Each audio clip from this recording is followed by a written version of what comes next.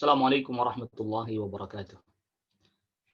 Innal hamdalillah nahmaduhu wa nasta'inuhu wa nastaghfiruh wa na'udzu billahi min shururi anfusina wa min sayyiati a'malina man yahdihillahu fala mudilla lahu wa man yudlil fala hadiya lahu.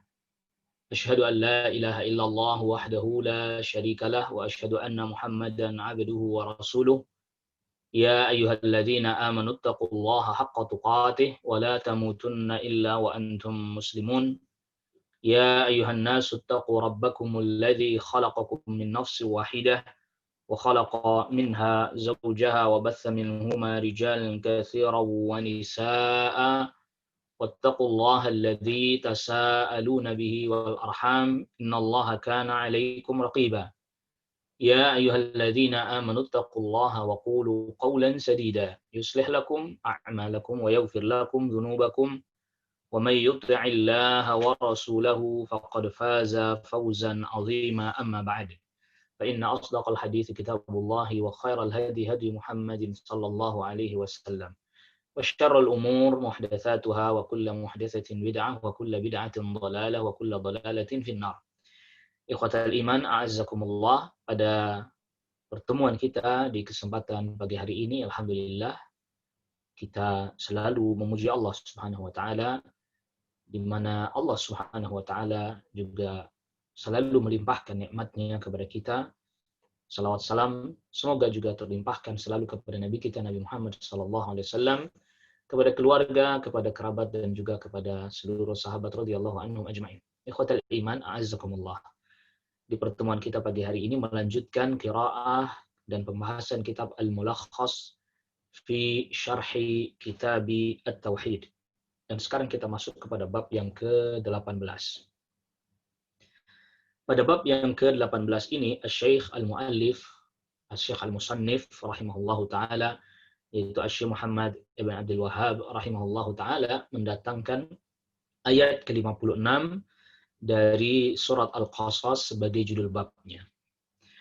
Berkata Asy-Syaikh Al-Muallif, babu qaulillahi ta'ala, bab terkait dengan firman Allah Subhanahu wa taala, innaka la tahdi man ahbabta.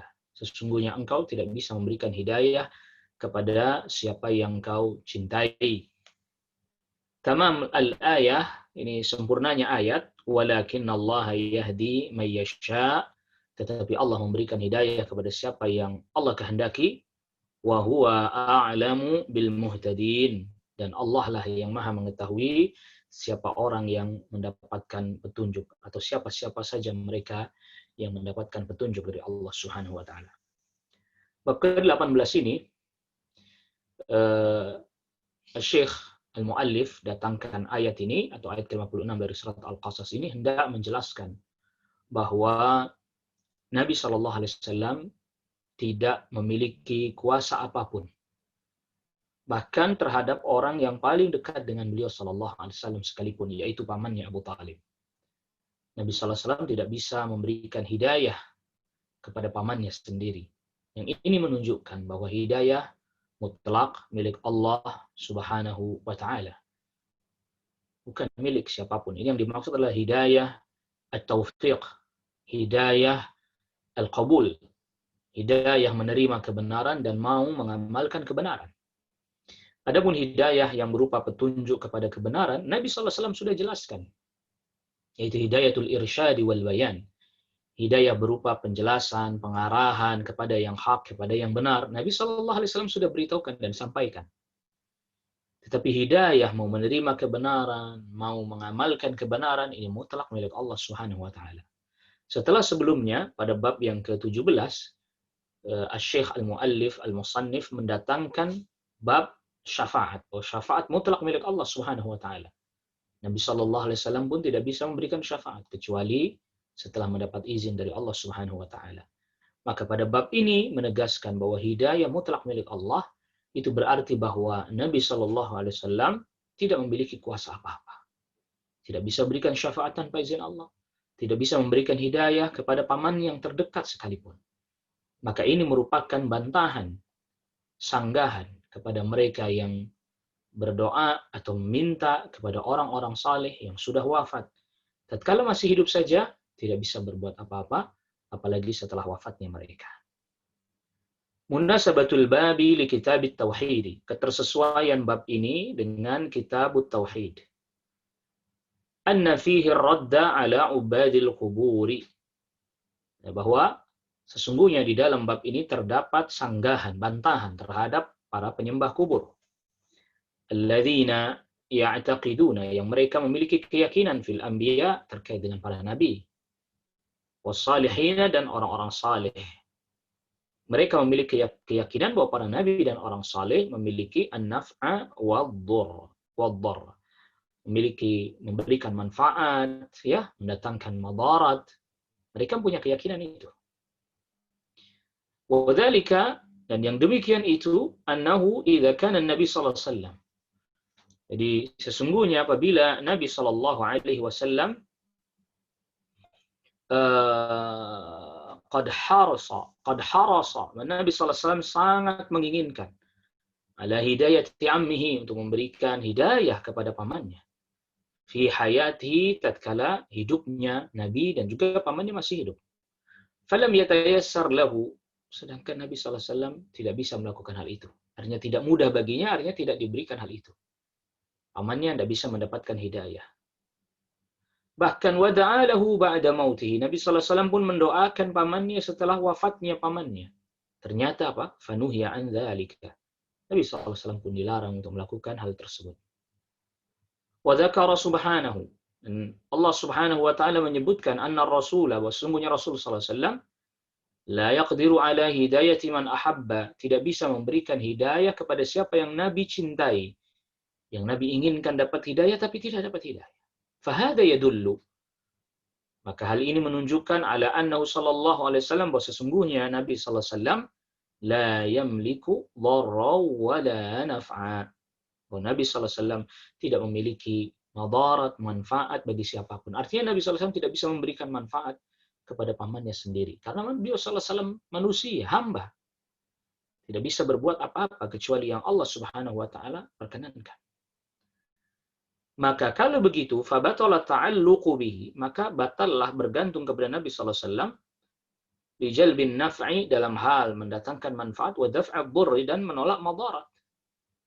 Tapi nggak bisa mendatangkan manfaat untuk dirinya sendiri, untuk pamannya, atau menolak madarat dari dirinya sendiri atau dari pamannya, yang dimana pada bab sebelumnya tentang syafaat, Nabi sallallahu alaihi wasallam pun nggak bisa berikan syafaat, manfaat kepada siapapun kecuali Allah izinkan. Begitu juga Nabi Shallallahu Alaihi Wasallam juga tidak bisa menolak madarat dari dirinya, yaitu ketika pembahasan terkait dengan perang Uhud, di mana Nabi Shallallahu Alaihi Wasallam pun terluka, yang artinya Nabi Shallallahu Alaihi Wasallam tidak bisa menolak madarat dari dirinya sendiri, mendatangkan manfaat untuk dirinya, untuk pamannya tidak bisa, menolak madarat dari dirinya, dari pamannya tidak bisa. Wa ghairuhu. Maka kalau begitu, yang selain Nabi Shallallahu Alaihi Wasallam mimbabi aula, lebih-lebih lagi. Orang-orang saleh yang di bawah Nabi sallallahu alaihi wasallam lebih-lebih lagi tidak bisa mendatangkan manfaat atau menolak madarat untuk dirinya sendiri, apalagi untuk orang lain. Innaka, ini yang di dalam ayat ya, innaka la tahdi man ahbabta, innaka al-khitabu lin-nabi sallallahu alaihi wasallam. Jadi ini arah pembicaraannya diarahkan kepada Nabi sallallahu alaihi wasallam. Sesungguhnya engkau, yaitu Nabi sallallahu alaihi wasallam, la tahdi, tidak bisa memberikan hidayah. Yang dimaksud tidak bisa memberikan hidayah di sini, hidayah taufiqin lidukhuli fil islami. Hidayah berupa taufik, mau masuk ke dalam agama Islam. Nggak bisa Nabi sallallahu alaihi wasallam. Wa amma hidayatud da'wati, adapun hidayah berupa mendakwahi, wal bayan, mengajak, menjelaskan, ya, ad-da'wah ini mengajak, menyeru, al bayan, memberikan penjelasan. Fa inna rasula sallallahu alaihi wasallam, fa inna rasula yamlikuha. Sesungguhnya Rasul sallallahu alaihi wasallam bisa melakukan hal tersebut. Bahkan itu termasuk tugasnya Rasul sallallahu alaihi wasallam, menjelaskan, mendakwahi. Itu termasuk tugasnya Nabi sallallahu alaihi wasallam. Nah, Allah Subhanahu wa taala berfirman dalam surat Asy-Syura ayat ke-52, wa innaka latahdi ila siratim mustaqim. Dan sesungguhnya engkau memberi hidayah kepada jalan yang lurus. Ikhwatal iman, perhatikan, di sini ada hal penting yang harus kita fahami. Jadi kalau hidayah yang berupa at-taufiq wal qabul, yaitu menerima kebenaran, mau mengikuti kebenaran, itu lafaz hidayahnya, muta'addinya langsung tanpa membutuhkan huruf jar. Langsung. Nah, perhatikan ayat yang tadi kita sudah baca di atas. Innaka la tahdi man ahbabta. Langsung ini. Objeknya, maf'ulun bihnya langsung tanpa diperantarai dengan huruf jar. Ila. Sesungguhnya engkau tidak bisa memberikan petunjuk kepada orang. Ini langsung. La tahdi man. La tahdi man. Langsung. Tetapi ketika Allah Subhanahu wa taala menjelaskan hidayah al-irsyad wal bayan, yaitu hidayah berupa petunjuk, pengarahan, penjelasan, mendakwahi, Allah Subhanahu wa taala menggunakan huruf jar ila, wa innaka la tahdi ila siratim mustaqim. Ke. Ya, jadi kalau hidayah yang berupa at-taufiq, al-qabul, menerima kebenaran, mau mengikuti kebenaran, itu redaksinya hidayah langsung menuju kepada objeknya. Innaka la tahdi man. Atau seperti yang di dalam surat Al-Fatihah. Ihdinas siratal mustaqim. Tunjukkanlah kami jalan yang lurus. Bukan ihdina ila siratal mustaqim. Bukan. Ihdinas siratal mustaqim. Langsung. Tunjukilah kami jalan yang lurus. Artinya, bukan hanya sekedar diberikan penjelasan, keterangan bahwa itu jalan yang lurus, tapi berikan kepada kami kemampuan untuk menerima, mengikuti jalan yang lurus. Langsung, tidak pakai ilah. Nah, adapun yang di surat Asy-Syura ayat ke-52 ini, Allah Subhanahu wa taala menggunakan ilah. Innaka la tahdi ila siratim mustaqim. Sesungguhnya engkau memberikan petunjuk kepada. Petunjuk kepada artinya menjelaskan, mengajak, menyeru, memberitahukan jalan yang lurus. Maka hidayah yang dimaksud di dalam ayat ini wa innaka latahdi ila siratal mustaqim, yaitu hidayah berupa penjelasan, dakwah, ya, ajakan, seruan. Kalau itu Nabi sallallahu alaihi wasallam bertugas untuk itu. Tapi menjadikan orang itu mau menerima kebenaran, mau mengikutinya, itu mutlak Allah Rabbul Alamin. Man ahbabta hidayatahu. Ya, man ahbabta di sini orang yang kau cintai, maksudnya Allah, orang yang kau sangat menginginkan hidayah untuknya. Kau tidak bisa memberikan petunjuk untuk orang yang engkau sangat inginkan dia dapat petunjuk, nggak bisa. Walakinna Allah yahdi man yasha'u, tetapi Allah memberikan hidayah kepada siapa yang Allah kehendaki. Yang dimaksud memberikan hidayah di sini yuwaffiqu lid-dukhuli fil Islam. Allah yang memberikan kepada dia taufik, mau menerima, mau mengikuti, ya, masuk ke dalam agama Islam. Wa huwa a'lamu bil muhtadin, dan dialah Allah yang Maha mengetahui orang-orang yang mendapatkan petunjuk. Maknanya adalah a'lamu, Allah Maha mengetahui man yastahiqul hidayah. Siapa orang yang berhak mendapatkan hidayah? Mimman yastahiqul ghawayata. Ya, dari orang-orang yang berhak mendapatkan kesesatan. Jadi ada orang yang memang berhak untuk mendapatkan hidayah, tapi juga ada orang yang dia malah justru mendapatkan ketersesatan. Al-ma'na al-ijmali lil ayati, makna global ayat ini. Yaqulu ta'ala li rasulih sallallahu alaihi wasallam, Allah Subhanahu wa taala berfirman kepada utusannya, kepada Rasulnya sallallahu alaihi wasallam, innaka la taqdiru ala taufiqi man tuhibbu dukhulahu fil islami. Sesungguhnya engkau, itu Nabi sallallahu alaihi wasallam, tidak mampu memberikan taufik kepada orang yang engkau sangat mencintai dia masuk ke dalam agama Islam.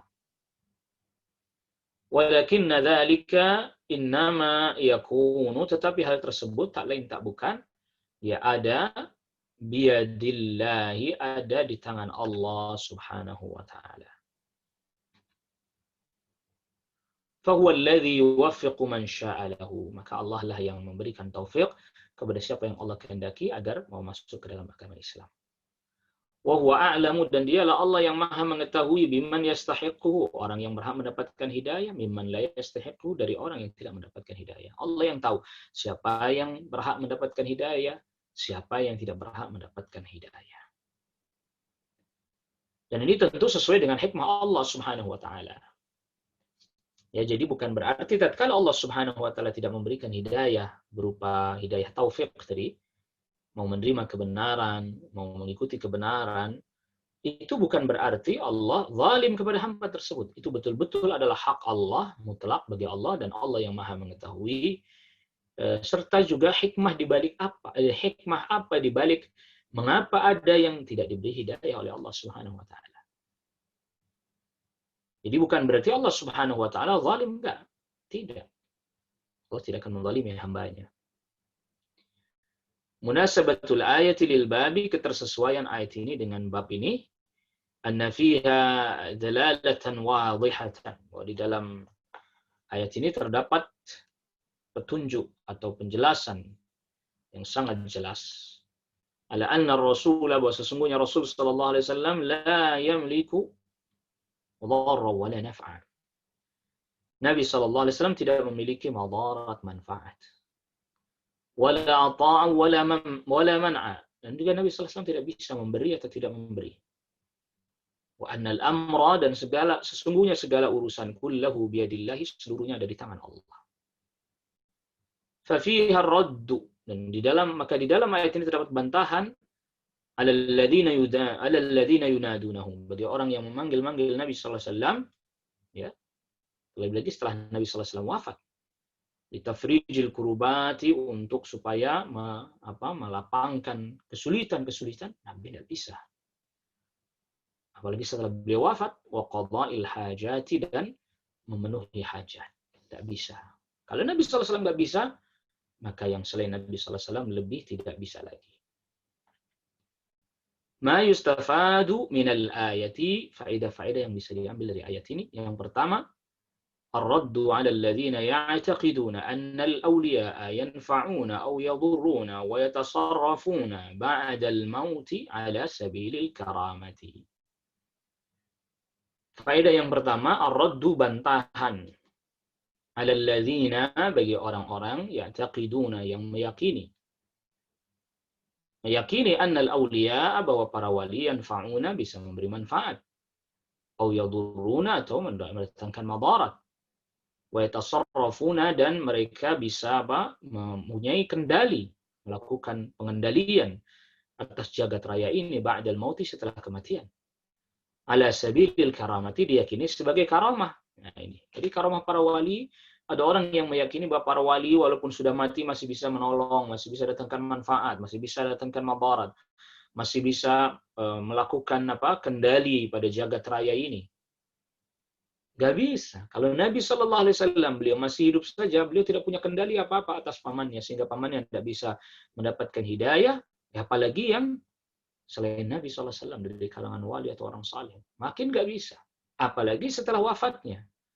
Nabi Sallallahu Alaihi Wasallam ketika masih hidup nggak punya kuasa apa-apa, apalagi setelah wafatnya.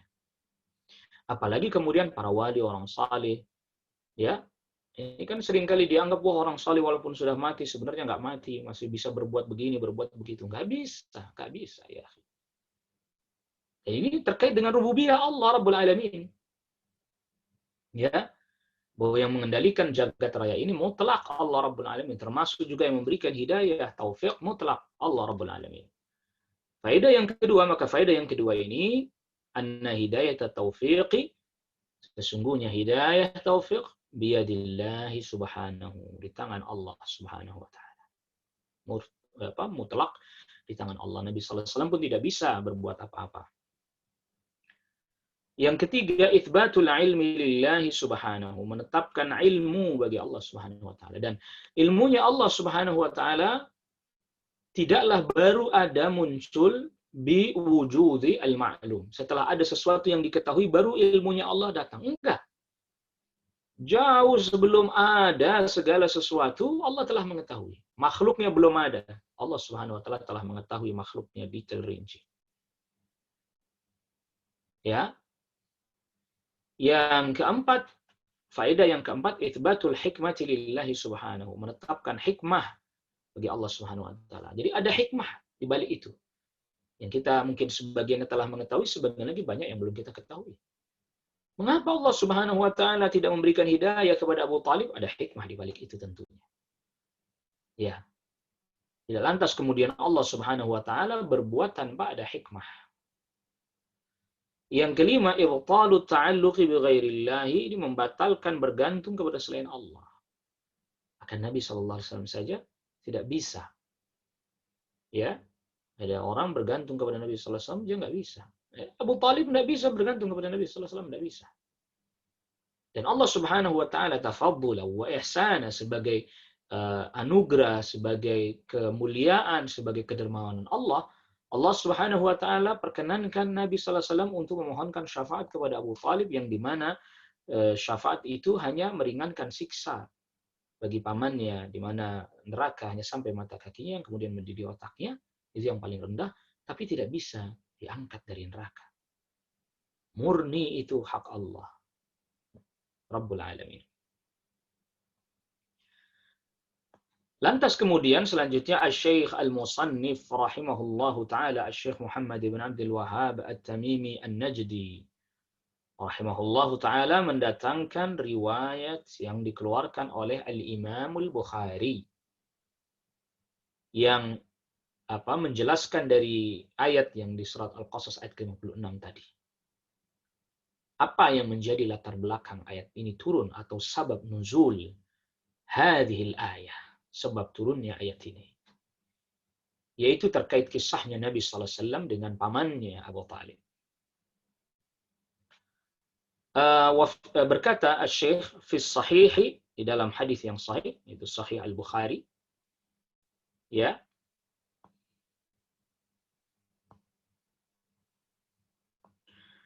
Ani bin al-Musayyib, dari Sa'id ibn al-Musayyib, ya, dari Sa'id ibn al-Musayyib, an abihi, dari ayahnya yaitu al-Musayyib. Qala, berkata ayahnya. Jadi ayahnya Sa'id bin al-Musayyib ini adalah tabi'in. Sedangkan ayahnya beliau al-Musayyib ini adalah sahabat.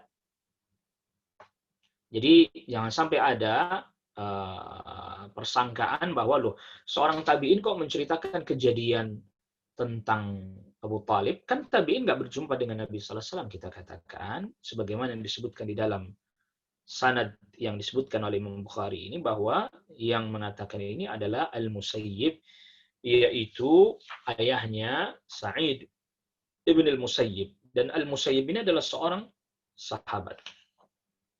Ya, seorang sahabat. Lama hadarat Aba Talibin al-wafatu, ketika kematian hendak mendatangi Abu Talib. Ja'ahu Rasulullah sallallahu alaihi wasallam, Rasul sallallahu alaihi wasallam pun mendatangi Abu Talib pamannya. Wa indahu, dan bersama dengan Abu Talib Abdullah bin Abi Umayyah, ada Abdullah bin Abi Umayyah, wa Abu Jahlin, dan ada Abu Jahal.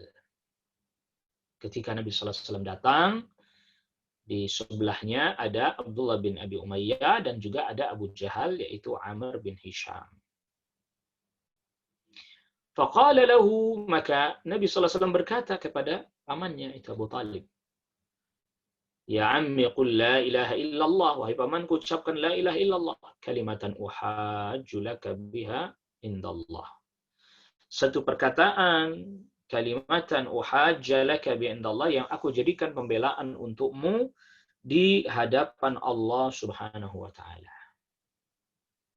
Faqala lahu, dua orang yang ada bersama dengan Abu Talib pada saat itu, yaitu sahabatnya Abu Talib, Abdullah bin Abi Umayyah dan Abu Jahal, berkata kepada Abu Talib, atarghabu an millati Abdul Muttalib, apakah engkau membenci, ya, apakah engkau hendak meninggalkan, atarghabu berarti atatruk, apakah engkau hendak meninggalkan an millati Abdul Muttalib, ajaran agama bapakmu, yaitu Abdul Muttalib. Kamu meninggalkan ajaran bapakmu, hai Abu Talib. Kata Abdullah bin Abi Umayyah dan Abu Jahal kepada Abu Talib. Fa'ada alaihi an-Nabiy sallallahu alaihi wasallam. Maka Nabi sallallahu alaihi wasallam pun mengulangi perkataannya kepada pamannya. Ya ammi qul la ilaha illallah kalimatan uhajja laka biha indallah. Wahai paman, ucapkan la ilaha illallah. Satu perkataan yang nanti aku jadikan pembelaan untukmu di hadapan Allah. Fa'ada, maka kedua orang yang ada di sisi Abu Talib, yaitu Abdullah bin Abi Umayyah dan Abu Jahal, pun mengulangi perkataannya. Atarghabu an millati Abdul Muttalib. Apakah engkau hendak meninggalkan ajaran bapakmu, yaitu Abdul Muttalib? Fakana akhiru ma qala. Maka akhir dari perkataannya Abu Talib, wa ala millati Abdul Muttalib. Dia tetap mengikuti agamanya bapaknya, yaitu Abdul Muttalib. Yang artinya dia tetap dalam keadaan kekufuran. Wa aba an yaqula la ilaha illallah, dan enggan Abu Talib mengucapkan la ilaha illallah. Ya, jadi di antara penyebab Abu Talib tidak mengucapkan la ilaha illallah, di antara sebabnya ini pengaruh dari dua temannya. Katanya pengaruh teman yang buruk ini sangat berbahaya. Orang tadinya mau dapat hidayah, mau iman, jadi nggak jadi. Termasuk juga ya khawatir Abu Talib terhadap celaan kaumnya, nanti dicela oleh kaumnya. Apa kata kaumnya? Ya, makanya Imam Al-Hafidh Ibnu Katsir menyebutkan ada satu syair yang disandarkan kepada Abu Talib. Alimtu anna dina Muhammadin min khairi adyanil bashariyati dina walaula malamatun wa hadharu masabbatin lakuntu samhan bidzaka mubina. Aku yakin bahwa agamanya Muhammad adalah agama yang terbaik dari agama manusia. Kalau seandainya bukan karena khawatir celaan dan cacian, niscaya aku akan menampakkannya dengan terang-terangan. Tapi nyatanya akhirnya ya nggak mengucapkan. Jadi nggak dapat hidayah taufik. Padahal sudah tahu itu kebenaran. Tinggal mengucapkan saja. Karena memang pada saat itu ya orang masuk Islam tinggal dia ucapkan la ilaha illallah dan dia meninggalkan peribadatan kepada berhala, dia masuk Islam. Pada saat itu karena kewajiban sholat belum ada dan seterusnya. Sampai akhirnya Abu Talib wafat dalam keadaan tidak mengucapkan la ilaha illallah. Walaupun hati membenarkan tapi dia tidak mengucapkan, maka tetap dia dalam kekafiran. Faqala Nabi sallallahu alaihi wasallam, maka Nabi sallallahu alaihi wasallam bersabda, la astaghfiranna laka ma lam unha ank. Aku akan tetap memohonkan ampun untukmu selama aku belum dilarang. Tapi ternyata apa? Fa'anzalallahu azza wa jalla. Allah azza wa jalla menurunkan firman-Nya yang di surat At-Taubah 113. Maka lin nabiyyi wal ladzina amanu ay yastaghfiru lil musyrikina walau kanu uli qurba. Maka lin nabiyyi, tidak boleh bagi nabi, wal ladzina amanu, dan orang-orang beriman, ay yastaghfiru, mereka tidak boleh memohonkan ampun, lil musyrikina, bagi orang-orang musyrik, walau kanu uli qurba, walaupun mereka kerabat. Enggak boleh. Tidak bisa. Dan ini berlaku buat orang-orang muslim yang lain. Ada orang tuanya misalnya kafir wafat, gak bisa doakan ampunan, gak bisa. Wa anzalallahu, dan Allah subhanahu wa ta'ala turunkan fi Abi Talib terkait dengan paman Nabi itu Abu Talib. Innaka la tahdi man ahbabta walakinallaha yahdi man yasha wa huwa a'lamu bil muhtadin. Sesungguhnya engkau tidak bisa memberikan hidayah pada siapa orang yang kau cintai atau yang kau inginkan betul mendapatkan hidayah. Tetapi Allah lah yang memberikan hidayah kepada siapa yang Allah kehendaki. Dialah yang mengetahui siapa orang yang berhak mendapatkan hidayah. Berkata Syekh Shalih Fauzan hafizahullah taala, terjemah Ibnu al-Musayyib. Terjemahnya Ibnu al-Musayyib wa huwa Sa'id ibn al-Musayyib ahadul ulama'i. Beliau adalah Sa'id ibn al-Musayyib, salah seorang ulama wal fuqaha, ahli fikih al-kibar yang besar minat tabi, dari kalangan tabi'in. Mata ba'da tis'ina, wafat setelah tahun 90 Hijriah. Fi sahihi, ay fi sahih al-Bukhari, dalam sahih Bukhari. An abihi, dari ayahnya itu Al-Musayyib, sahabiyun, beliau adalah sahabat, tadi kita sudah katakan. ayahnya Sa'id bin Musayyib, itu Al-Musayyib, sahabat yang hadir ini atau yang mengetahui kejadian ini Al-Musayyib. Tuwfiya, beliau wafat fi khilafati Utsman, pada zaman kekhalifahan Utsman bin Affan radhiyallahu anhu. Lamma hadarat Abu Talib al-wafatu, ketika kematian mendatangi Abu Talib, maknanya ay alamatuha wa muqaddimatuha, tanda-tanda kematian dan permulaan-permulaan kematian. Bukan berarti sudah wafat Abu Talib, bukan. Menjelang kematian. Ya ammi, wahai pamanku. Ammi munada mudhafun, munada yang mudhaf. Khudifat minhul ya'u, dihapus ya-nya. Wa baqiyatil kasratu dalilan 'alaiha, dan kasrahnya tetap sebagai dalil akan adanya ya. Ya ammi, wahai pamanku. Kalimatan, kata kalimatan uhajju, kalimatan bin nasbi, ya, dengan dibaca nasab, alal badali, menjadi badal min la ilaha illallah, sebagai ganti badal dari la ilaha illallah. Ya ammi qul la ilaha illallah, wahai pamanku ucapkan la ilaha illallah. Badalnya kalimatan, yaitu satu perkataan. Uhajja bitasdidil jimi, dibaca dengan tasdid jimnya. Maftuhatan, dibaca fathah jimnya. Alal jazmi, sebenarnya jazam ya. Bijawabil amri, jawab dari perintah. Qul, katakan uhajja. Minal mahajjati, dari al-mahajjah. Wahiyya bayanul hujjati, itu penjelasan tentang hujjah. Ay asyhadu laka biha indallah, ku bersaksi ya membela engkau dengan perkataan ini nanti di hadapan Allah. Atarghabu, maknanya atatruku, apakah engkau meninggalkan ajaran bapakmu? Nah, itu tadi Abdullah bin Abi Umayyah dan Abu Jahal katakan itu kepada Abu Talib. Millata Abdul Muttalib, agamanya Abdul Muttalib. Ya syirku, yaitu kesyirikan, wa ibadatul asnami, dan menyembah berhala. Zakarahu, ya ini kedua temannya ini, ya, yaitu siapa? Abdullah bin Abi Umayyah dan Abu Jahal, ya, mengingatkan dengan terhadap hujahnya orang-orang musyrik. Apa itu? Inna wajadna aba'ana ala ummatin, ay ala dinin, makna ala ummatin ay ala dinin atau ala millatin. Ya, Zukhruf ayat ke-22. Kami dapati bapak kami mengikuti satu agama, kami ikuti. Ya. Jadi peribadatan kepada berhala ini dimulai dari salah seorang tokoh dari Bani Khuza'ah, namanya Amr ibn Amir ibn Luhai al-Khuzai. Semenjak itulah, jadi ini Bani Khuza'ah ini berkuasa di Makkah itu setelah Nabi Ismail wafat, lalu kemudian kaumnya, istrinya, yaitu orang-orang Jurhum, yang menguasai kota Makkah, bukan anak-anaknya Nabi Ismail. Padahal anak-anak Nabi Ismail ada 12 anak laki-laki. Ya, yang pertama, para ulama ahli sirah, termasuk Imam Al-Hafidz Ibnu Katsir, yang dinukil kemudian oleh para ulama setelahnya, menyebutkan anak yang pertama namanya Qaidar. Ya, Qaidar. Setelah Nabi Ismail alaihissalam wafat, kepemimpinan kota Makkah bukannya diambil alih oleh anak-anaknya Nabi Ismail alaihissalam, tetapi malah diambil oleh suku dari ibunya, yaitu orang Jurhum. Dan tatkala orang-orang Jurhum ini menguasai kota Makkah dan termasuk juga mengelola Masjidil Haram, mereka berbuat kezaliman.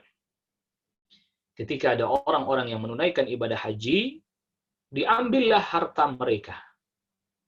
Diambil harta orang-orang yang menunaikan ibadah haji, dan seterusnya. Hal ini membuat anak-anak keturunannya Nabi Ismail alaihissalam merasa tidak nyaman. Kok ada perlakuan yang tidak bagus, tidak baik seperti ini. Tetapi mereka tidak bisa berbuat apa-apa karena pelakunya adalah orang-orang dari kaum ibu mereka. Akhirnya kemudian anak-anaknya Nabi Ismail ini meminta bantuan kepada salah satu suku yang disebut dengan Bani Khuza'ah untuk membantu mereka. Orang-orang Bani Khuza'ah setuju membantu mereka, yaitu memerangi orang-orang Jurhum.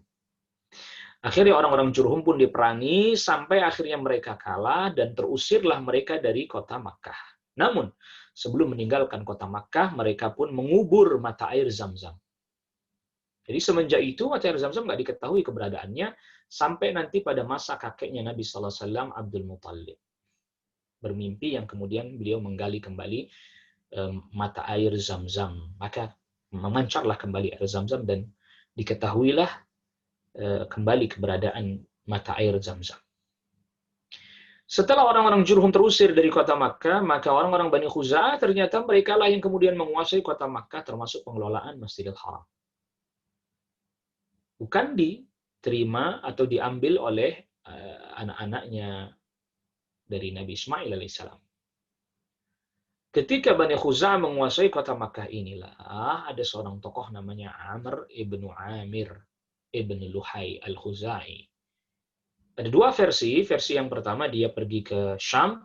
Di Syam dilihat orang nyembah berhala, lalu kemudian dia beranggapan karena Syam itu negerinya para nabi, dia anggap itu sebagai kebaikan, maka akhirnya kemudian dibawalah berhala itu ke kota Makkah, yang akhirnya orang pun mulai menyembah berhala. Versi yang kedua, Amr ibn Amir ibn Luhai ini bermimpi, yang di dalam mimpinya diperlihatkan tempat-tempat terkuburnya berhalanya kaumnya Nabi Nuh di Jeddah. Maka akhirnya kemudian Amr bin Luhai berangkat ke Jeddah, digalilah tempat yang dia lihat dalam mimpi itu ada berhala-berhalanya kaum Nabi Nuh, dan betul ada. Akhirnya berhala-berhala itu ada 5 berhala, Wad, Suwa, Yaghuth, Ya'uq, dan Nasr, dibawa ke Makkah, yang lalu kemudian akhirnya orang-orang pun menyembahnya. Terus berjalan itu, turun-temurun. Ya, jadi ini akhirnya kemudian budaya yang diterapkan atau yang dicanangkan oleh Amr ibn Luhai ini kemudian akhirnya dianut oleh orang-orang Quraisy sampai ke bawah. Sampai ke bawah. Ya, sampai kepada Abdul Muttalib. Dan terus ke bawah. Begitu. Nah, jadi ini cerita atau kisah singkat kesyirikan terjadi di tengah-tengah masyarakat Makkah. Ya. Jadi mereka nyembah Allah Subhanahu wa taala tetapi melalui berhala-berhala itu.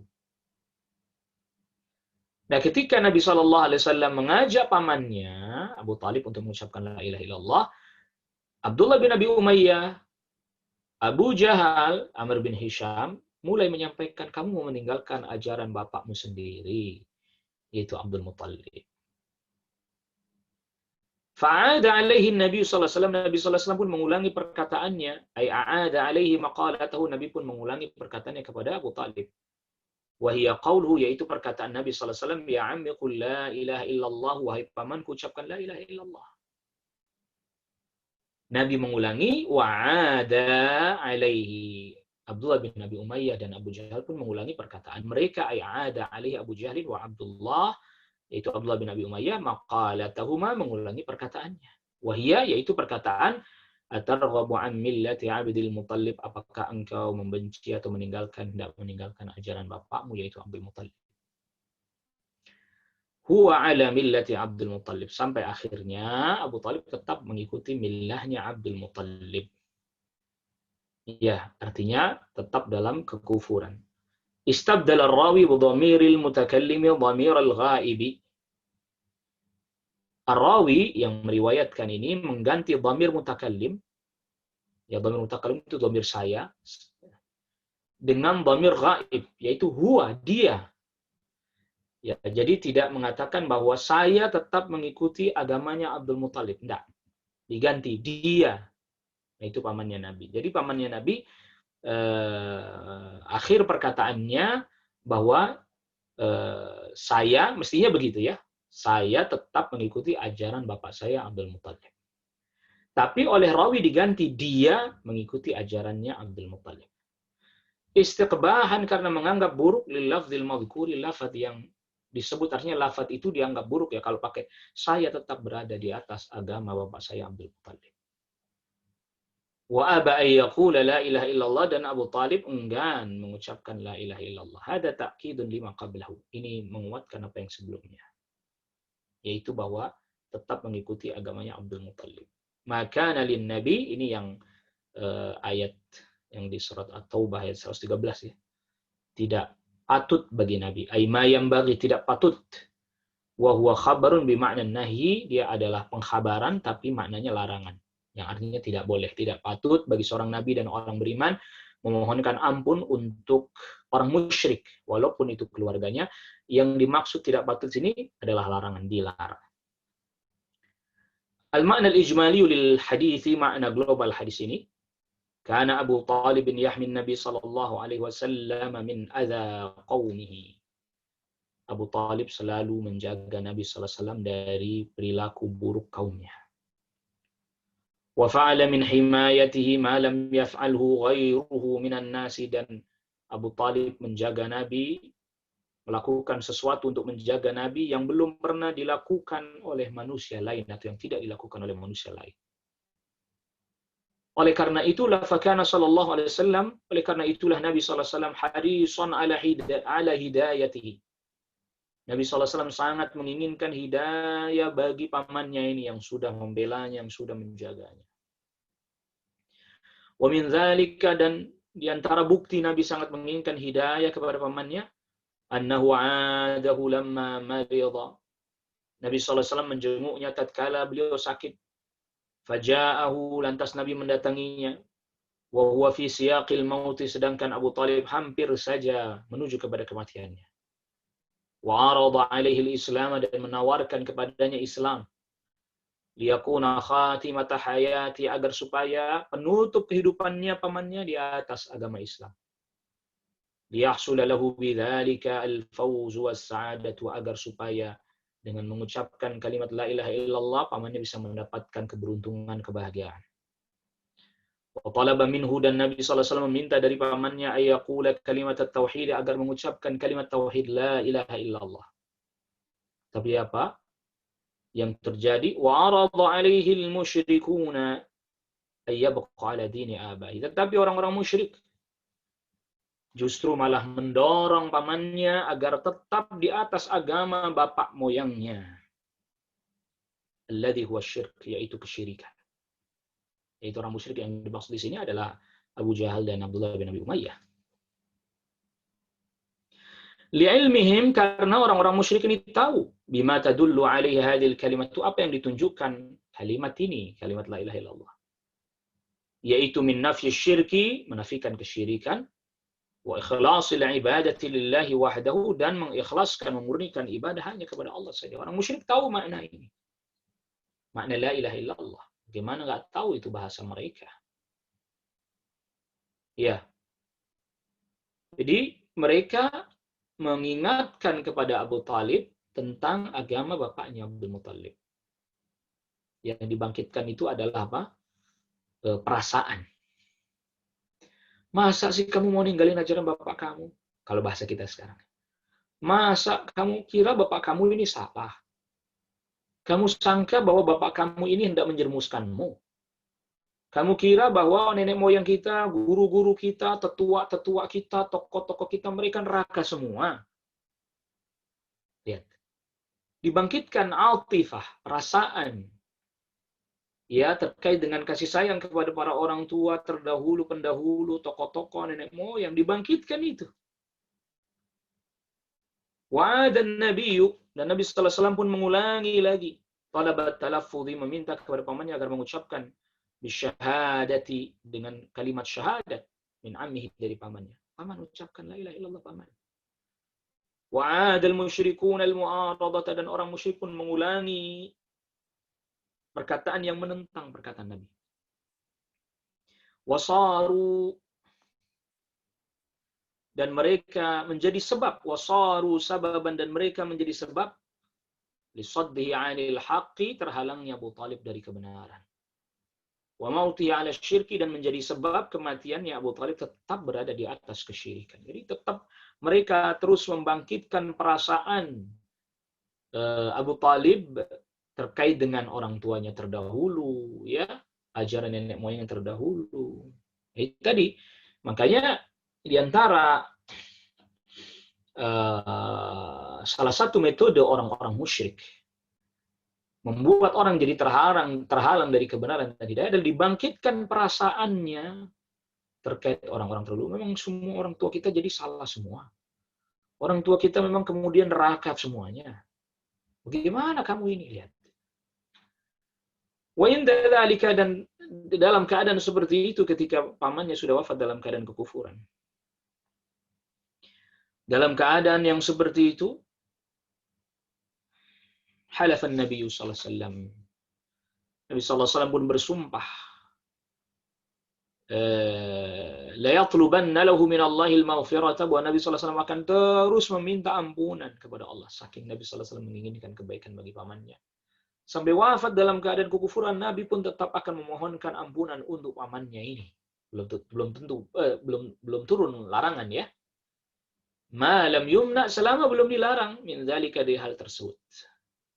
Namun belum turun larangan, Nabi pun tetap akan mohonkan ampunan untuk paman yang telah mati dalam keadaan kekufuran itu. Tapi apa yang terjadi? Fa'anzalallahu al-man'a min dzalik. Fa'anzalallahu al-man'a min dzalik, lantas Allah pun turunkan larangan akan hal tersebut. Wa bayyana, dan Allah menjelaskan lahu kepada Nabi sallallahu alaihi wasallam, annal hidayata, bahwa petunjuk biadillah itu ada di tangan Allah. Yatafaddalu biha ala man yasha, Allah memberikan anugerah berupa petunjuk itu kepada siapa yang Allah kehendaki. Li'annahu ya'lamu man yasluhu laha wa mimman la yasluh. Karena Nabi SAW mengetahui siapa yang pantas mendapatkan. Karena Allah ya, karena Allah memang maha mengetahui siapa yang pantas mendapatkan hidayah dan siapa yang tidak pantas mendapatkan hidayah.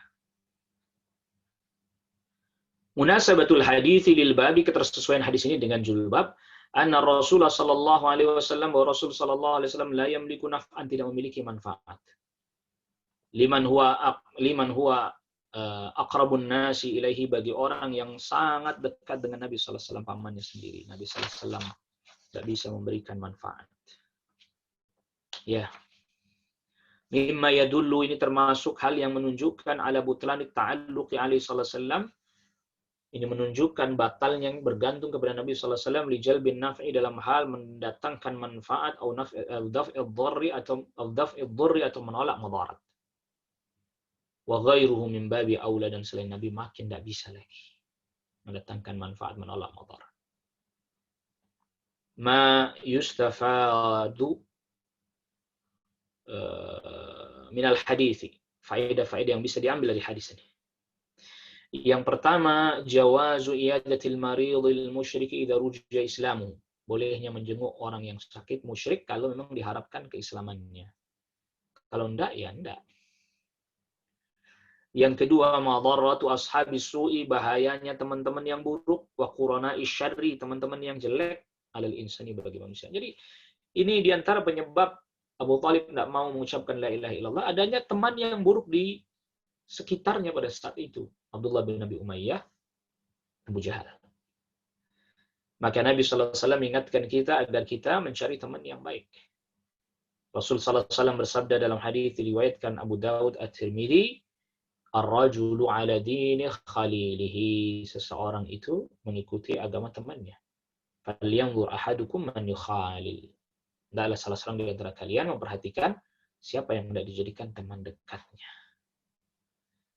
Dan juga Nabi SAW bersabda, mathalul jalisi salihi was-su'i, perumpamaan teman yang baik dan yang buruk, kamathali kahamilil miski wa nafikhil kir. Perumpamaannya seperti pedagang minyak wangi misik dengan orang yang pandai besi. Kerjanya di depan tungku panas, berasap, bau. Fahamilul miski, adapun berteman dengan orang yang berjualan minyak wangi misik, imma ayyuhdhiyaka, ada kalanya dia kasih hadiah kepada minyak wangi. Wa imma an tabta'a minhu, ada kalanya kau membeli darinya. Wa imma an tajida minhu rihan thayyibah, kalau engkau tidak diberi hadiah minyak wangi, engkau enggak beli, tidaknya engkau mendapatkan bau harum. Wa nafikhul kiri, pandai besi, yang di depan tungku, ya tiup, ya tungkunya itu dengan peniup. Imma ayyahriqa thiyabaka, ada kalanya ada percikan yang terbang menempel di pakaian, kebakar. Wa imma an tajida rihan khabithatan, ada kalanya engkau mendapati bau yang tidak sedap. Ya ini diantaranya, ya tadi kena pengaruh buruknya ini Abu Thalib. Mungkin kalau seandainya ketika Nabi katakan kepada paman ucapkan la ilaha illallah, ini nggak ada dua orang ini, kan nggak merasa malu, nggak merasa enggan terkait dengan perkataan kaumnya nanti bilang apa. Mungkin bisa jadi Abu Thalib mengucapkan itu. Tapi karena ada temannya ini akhirnya nggak jadi mengucapkannya. Sungkan lah kalau bahasa kita, nggak enak sama orang. Yang ketiga, anna makna la ilaha illallah tarku ibadatil asnami. Bahwa di antara makna la ilaha illallah atau makna yang dikandung la ilaha illallah adalah meninggalkan peribadatan kepada berhala, wal auliya dan para wali, wassalihin dan orang-orang salih, wa ifradullah bil ibadati dan mengesahkan Allah dalam hal ibadah. Wa annal musyrikin ya'rifuna ma'naha dan orang-orang musyrik tahu makna la ilaha illallah, tahu dia. Karena itu bahasanya. Yang keempat, anna man qala la ilaha illallah an ilmin wa yaqinin wa i'tiqadin. Siapa orang yang mengucapkan la ilaha illallah atas dasar ilmu, keyakinan dan i'tiqad, dakhala fil Islam, maka dia masuk ke dalam agama Islam. Dia jadi muslim. Ya, disertai dengan mengetahui dan meyakini. Yang kelima, faedah kelima, annal a'mala bil khawatim. Amal itu dilihat akhirnya. Innamal a'malu bil khawatim. Amal itu dilihat akhirnya. Kalau Abu Talib di akhirnya dia mengucapkan la ilaha illallah, dia muslim, mati dalam keadaan muslim. Tapi ya, sebagaimana kita ketahui, wafatnya tidak dalam keadaan Islam. Yang keenam, tahrimul istighfari lil musyrikin wa tahrimu muwalatihim wa mahabbatihim. Haramnya memohonkan ampun kepada orang-orang musyrik yang jelas-jelas sudah wafat dalam keadaan kesyirikan, ya jelas. Dan haramnya loyal kepada mereka, wa mahabbatihim dan mencintai mereka. Yang ketujuh, faedah yang ketujuh, butlanu ta'alluqi 'ala Nabi sallallahu alaihi wasallam wa ghairihi, batalnya bergantung kepada Nabi sallallahu alaihi wasallam dan selain Nabi sallallahu alaihi wasallam, bergantung li jalbin naf'i dalam hal mendatangkan manfaat atau daf'id darari atau menolak mara bahaya. Tidak bisa. Tetap Allah Rabbul Alamin mendatangkan manfaat dan menolak bahaya. Yang kedelapan, ar-raddu 'ala man za'ama Islam Abi Thalib, bantahan terhadap orang yang mengira bahwa Abu Talib Islam, Abu Talib tidak Islam. Yang kesembilan, faedah yang kesembilan, madarratu taqlidil aba'i wal akabiri, bahayanya taklid kepada nenek moyang, pembesar-pembesar. Bihaitu yuj'alu qawluhum hujjatan, di mana perkataan mereka dijadikan hujjah. Yurja'u ilaiha inda tanazu, yang dijadikan rujukan ketika perselisihannya tadi. Jadi Abdullah bin Abi Umayyah dan Abu Jahal menjadikan mengikuti nenek moyang sebagai hujjah. Sehingga dia katakan kepada pamannya Nabi Abu Talib, apa kamu meninggalkan ajaran bapakmu? Naam ikhwatal iman, azzakumullah. Untuk melengkapi pembahasan kita bacakan faedah yang disebutkan oleh Syekh Muhammad bin Abdul Wahhab di dalam matan kitab Tauhid. Yang pertama, tafsiru qawlihi, penjelasan dari firman Allah, innaka la tahdi man ahbabta walakinnallaha yahdi man yasha. Ya, memang ini bab ini menjelaskan tafsir dari ayat ini. Bahwa Nabi tidak bisa berikan hidayah, taufik. Yang kedua, tafsiru qawlihi, penjelasan dari firman Allah, makana lin nabi walladzina amanu yastaghfiru lil musyrikin, tadi yang surat At-Taubah 113. Yaitu haramnya memohonkan ampun bagi orang musyrik walaupun dia kerabat. Yang ketiga, wahyal mas'alatul kabiratu, yaitu masalah yang besar. Yaitu tafsiru qawlihi qul la ilaha illallah, ucapkan la ilaha illallah. Artinya bahwa Abu Talib tahu kalimat ini dan faham maknanya. Ya, faham maknanya. Orang-orang musyrik itu juga tahu, cuman nggak mengucapkan karena tahu maknanya, justru nggak mau mengucapkan. Bikhilafi ma alaihi man yadda'il ilma. Ya, berbeda dengan orang di masa sekarang yang mengklaim memiliki ilmu. Dia ucapkan la ilaha illallah tapi tidak mengetahui maknanya, bahkan menyelisihi kandungannya. Ar-rabi'atu, faedah yang keempat, anna Aba Jahlin wa man ma'ahu ya'rifuna muradan Nabi. Abu Jahal dan orang yang bersama dengannya, itu Abdullah bin Abi Umayyah, mengetahui maksud Nabi. Idh qala lirrajuli, ketika Nabi berkata kepada Abu Talib, la ilaha illallah. Ucapkan la ilaha illallah. Jadi Abu Jahal, Abdullah bin Abi Umayyah faham la ilaha illallah, itu bahasa mereka. Mereka orang Quraisy dan itu bahasa mereka. Masa mereka nggak faham? Faham. Faqabbaha Allahu man Abu Jahlin a'lam minhu bi aslil Islam, maka alangkah buruknya, ya, semoga Allah jadikan buruknya, maksudnya alangkah buruknya orang yang dimana Abu Jahal lebih mengetahui daripada dia tentang pokok agama Islam. Ya, ada orang yang nggak ngerti tentang pokok agama Islam, tentang la ilaha illallah.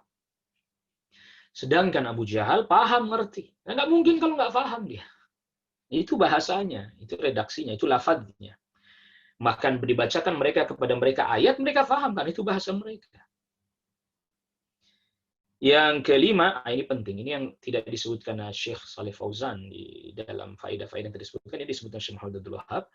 Jaddu sallallahu alaihi wasallam wa mubalaghatu fi islami ammi. Nabi sallallahu alaihi wasallam sangat bersungguh-sungguh untuk mengislamkan pamannya. Ya, sungguh-sungguh sangat. Nabi sangat inginkan kebaikan untuk pamannya. Kenapa? Yang pertama karena Abu Talib kerabatnya. Yang kedua karena Abu Talib adalah orang yang menjaga dan membelanya selama ini. Tapi ternyata tidak bisa. Kedekatannya Abu Talib, jasa-jasanya Abu Talib tidak bisa menjadi sebab Abu Talib mendapatkan hidayah. Ya, artinya itu sebenarnya itu sebab, tetapi ya Allah tetap yang punya hak itu. Dia hanya sekedar kedekatan dengan orang saleh saja. Tidak bisa serta-merta menjadikan dia juga jadi saleh. Yang keenam, ar-raddu 'ala man za'ama Islam Abdul Muttalib wa aslafihi. Bantahan terhadap orang yang mengira Abdul Muttalib dan pendahulu-pendahulunya adalah Islam. Jadi di sini Syekh Muhammad Abdul Wahab menjelaskan bahwa Abu Talib, lalu kemudian ayahnya yaitu Abdul Muttalib, ayahnya Abu Talib, ya Abdul Muttalib yang kakeknya Nabi SAW, dan pendahulu-pendahulunya mereka agamanya adalah agama kesyirikan, kekufuran. Yang ketujuh, kaunu sallallahu alaihi wasallam istaghfaralah falam yaghfirlah bal nuhya an dzalik. Faedah yang ketujuh, Nabi sallallahu alaihi wasallam memohonkan ampun untuk Abu Talib dan Allah tidak mengampuninya, bahkan Allah melarangnya. Ini menunjukkan bahwa segala urusan di tangan Allah, bukan di tangan Nabi. Nabi menginginkan begini, Allah nggak perkenankan. Lalu kemudian yang kedelapan, madarratu ashabis su'i 'alal insan. Bahayanya teman-teman yang buruk bagi seseorang. Nah, ini tadi udah dijelaskan juga oleh Syekh Fauzan. Bahaya punya teman yang buruk.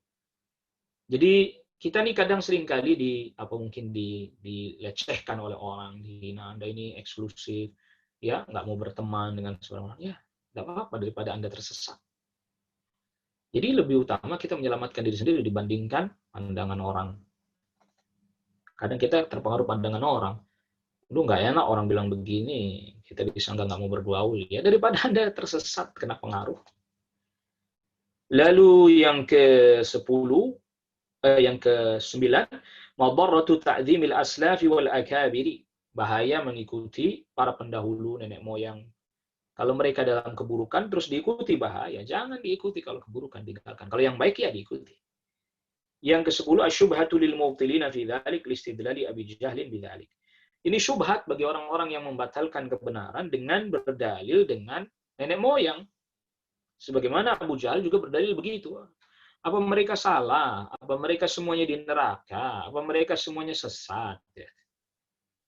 Ini syubhat yang dilontarkan oleh penolak kebenaran sebagaimana yang dilakukan oleh Abu Jahal dan Abdullah bin Abi Umayyah, yaitu menyebutkan tentang nenek moyang. Tadi kita sudah sebutkan, membangkitkan perasaan.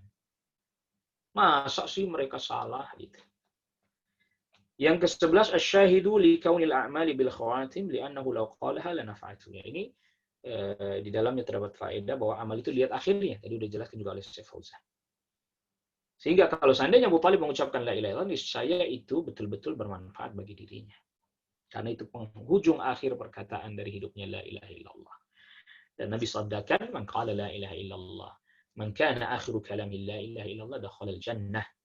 Siapa orang yang akhir perkataannya la ilaha illallah masuk surga.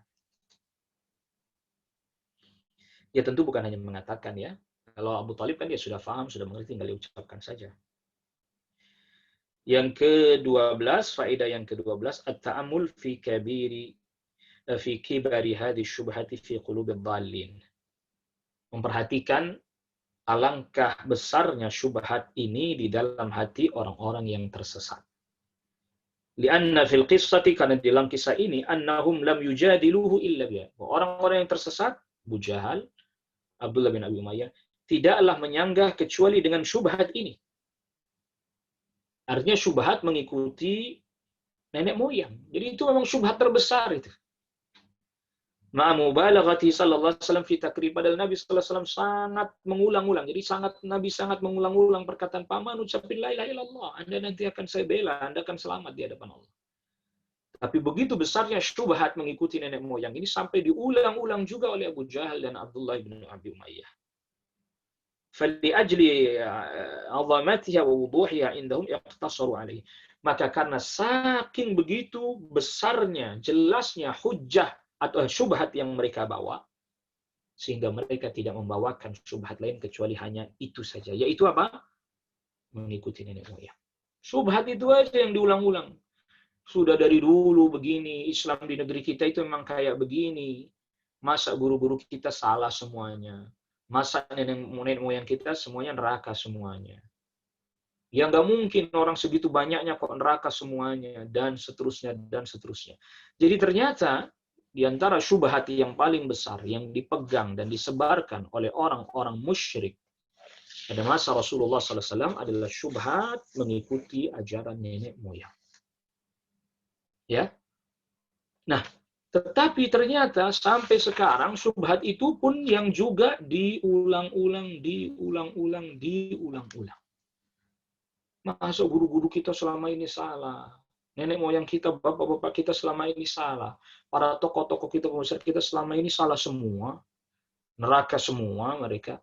Nggak mungkinlah mereka mengajak kita pada kesesatan. Nggak mungkin guru-guru kita menjerumuskan kita. Nggak mungkin, dan seterusnya. Jadi begitu besarnya syubhat ini, sehingga kemudian hal inilah yang diulang-ulang oleh Abu Jahal dan Abdullah bin Abi Umayyah. Lihat, perhatikan di sini. Abu Jahal dan Abdullah bin Abi Umayyah tidak menyanggah dakwahnya Nabi. Dengan mengatakan bahwa ketika Nabi katakan, paman ucapkan la ilaha illallah, la ilaha illallah ini enggak benar. Mereka tidak katakan itu. La ilaha illallah ini keliru, enggak. La ilaha illallah ini apa ini, salah ini. Tidak.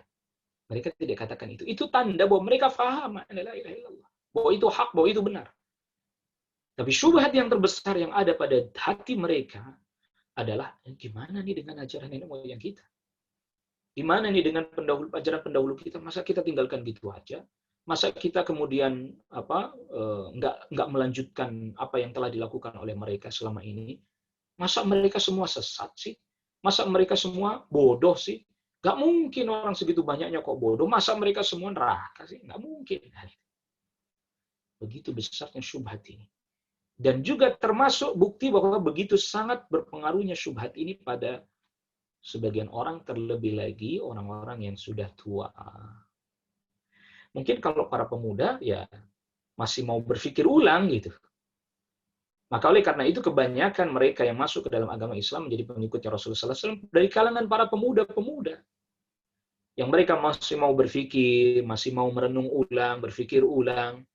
Ya, akhirnya bisa menerima. Tapi kalau yang sudah sepuh-sepuh, udahlah, kita udah terlanjur kayak gini aja lah. Allahu Akbar. Pelajaran sangat berharga. Dan di antara sebab bab ini didatangkan bahwa Nabi aja nggak bisa memberikan manfaat berupa hidayah, apalagi yang selain Nabi Shallallahu Alaihi Wasallam. Dan ini adalah bab yang terakhir dari bagian yang ketiga dari kitab ini. Jadi bagian yang ketiga dari kitab ini, tajuknya atau temanya adalah batalnya segala sesuatu yang disembah selain Allah Subhanahu wa taala. Butlanu ibadati ma siwallah. Batalnya segala sesuatu yang disembah selain Allah Subhanahu wa taala. Maka di dalam bab ini kita sudah jelaskan bahkan beberapa bab sebelumnya. Jadi dari bab ke-15 sampai bab 18 ya. 15, 16, 17, 18, 4 bab. Ini menjelaskan tentang batalnya peribadatan kepada selain Allah. Syekh Al-Mu'allif mendatangkan hujjah-hujjah dalam 4 bab ini bahwa yang selain Allah tidak berhak diibadahi. Bab ke-15 bahwa yang selain Allah nggak bisa mencipta, tidak memiliki apapun. Lalu kemudian bab yang ke-16, para malaikat pun takut hanya kepada Allah, berarti malaikat pun nggak berhak untuk disembah selain Allah Subhanahu wa taala. Lalu kemudian bab yang ke-17, syafaat pun hanya mutlak milik Allah. Nabi nggak bisa beri syafaat tanpa izin Allah. Malaikat pun tidak bisa memberi syafaat tanpa izin Allah. Apalagi orang soleh yang lain pun tentu tidak bisa beri syafaat kecuali yang diizinkan oleh Allah. Dan bab yang ke-18 bahwa hidayah taufik mutlak milik Allah, Nabi pun tidak bisa memberikan manfaat apa-apa kepada pamannya, orang terdekatnya sekalipun. Ini membatalkan segala sesuatu yang dimana orang-orang musyrik bergantung kepadanya.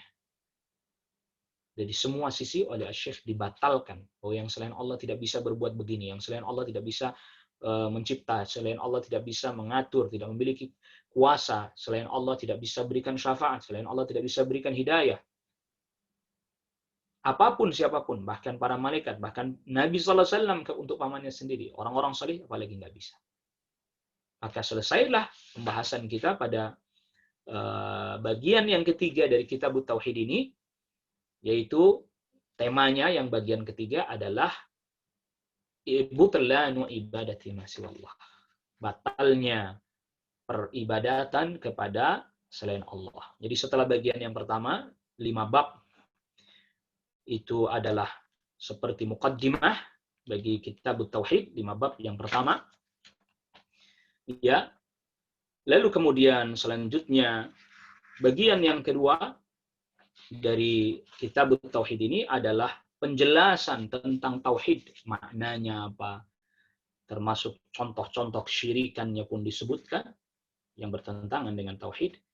Lalu kemudian yang ketiga adalah bukti-bukti bahwa selain Allah tidak berhak diibadahi, butlanu ibadati ma siwallah. Insyaallah taala kita akan lanjutkan pada bagian yang keempat dari kitab tauhid, yaitu menjelaskan tentang sebab-sebab kekufuran dan sebab-sebab manusia jatuh pada kesyirikan. Insyaallah kita bahas kelanjutannya di pertemuan kita selanjutnya. Kita cukupkan kajian kita kali ini. Wassallallahu ala nabiyina Muhammadin wa alihi wa sahbihi wa sallama tasliman katsira. Naam. Ayuhal ikhwah, azakumullah. Ini ada pertanyaan ya. Assalamualaikum Ustaz. Waalaikumsalam warahmatullahi wabarakatuh. Dalam penjelasan dalil surat Al-Qasas ayat 56 didahulukan nyebut ayat ya. Baru kemudian disebutkan penjelasan tentang hadis paman Nabi Abu Talib dari Sa'id bin Musayyib.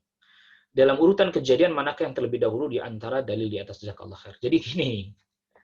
Ya, perlu kita ketahui. Jadi kalau pertanyaan mana yang menjadi urutan kejadiannya yang mana?